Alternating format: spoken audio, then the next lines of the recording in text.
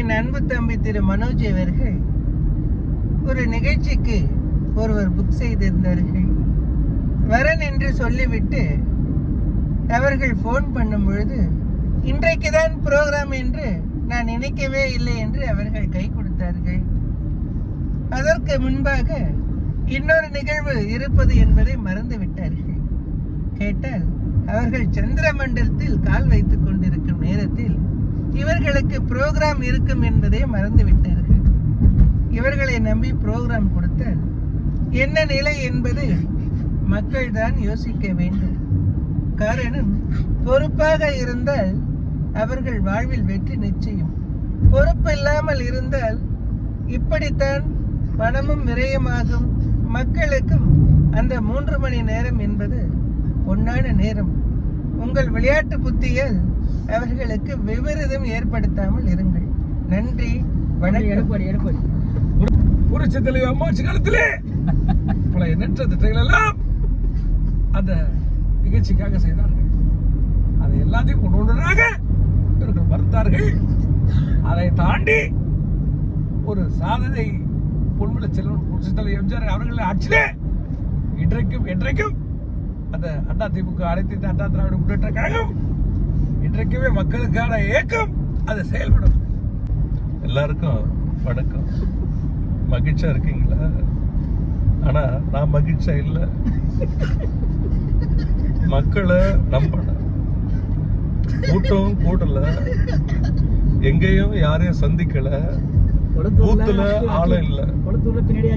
ஆனா இப்படி ஒரு அவமானத்தை எனக்கு தருவாங்கன்னு மக்கள் நான் எதிர்பார்க்கல. ஆக இது போக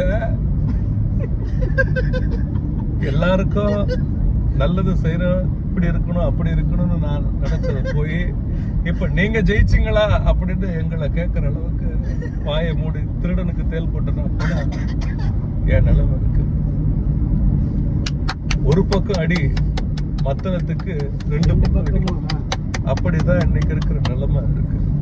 உலக ஓவியமே, உற்சாக காவியமே, ஓடையின் நறுமலரே, செந்தமிழே, வாழ்வின் ஒளிவிளக்கே, மாணிக்க மரகதமே, மணிச்சுவடே, மணியே கனியே, பழரசுவே, அன்பே, உயிரே, கனியே, இப்படியே தமிழை கொஞ்சம் பேசுற வகையில செம்மொழியாம் தமிழ் மொழி என்ற முழக்கத்தை முழக்கிடவர் டாக்டர் காத்திருந்தார்.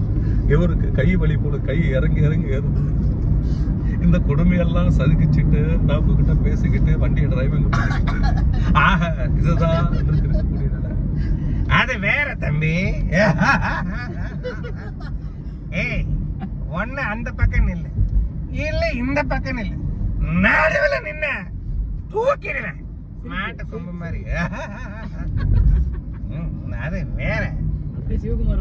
ஏற்காம விளையாட முடியாது, மிஷன் இல்லாம வளர முடியாது. ஒழுங்கா தூங்காம எவனும் டிரைவிங் பண்ண முடியாது தம்பி. தூங்கிடணும். வண்டி ஓட்டும் போது கிடையாது. வண்டி எங்கேயாச்சும் நிறுத்திட்டு ஓரமா தூங்கணும். தூக்கம் வரும்போது வண்டி ஓட்டிக்கிட்டே தூங்கணும்னா அப்புறம் நம்மள யாரும் தூக்கிடுவாங்க தம்பி. உஷாரா இருங்க. என் புள்ள சூர்யா இன்னைக்கு ஒரு படம் நடிச்சிருக்காரு. எத்தனையோ படம் நடிச்சாலும் அந்த கருப்புசாமி வேஷம் உண்மையிலேயே சொல்றேன், எனக்கே கருப்புசாமி போட்ட மாதிரி ஒரு ஃபீல் இருந்துச்சு. இதுதான் இருக்கக்கூடிய எனக்கு பெரிய மகிழ்ச்சி. என் புள்ள சூர்யாவுக்கு என்னுடைய வார்த்தைகளை தெரிவிச்சுக்கிறேன். நன்றி, வணக்கம். குளூர்ல பேசுற மாதிரி பேசுறதா சுகுமார் வாய்ஸ்லயே நம்புறாங்க. என்னைக்கு பாத்தீங்க,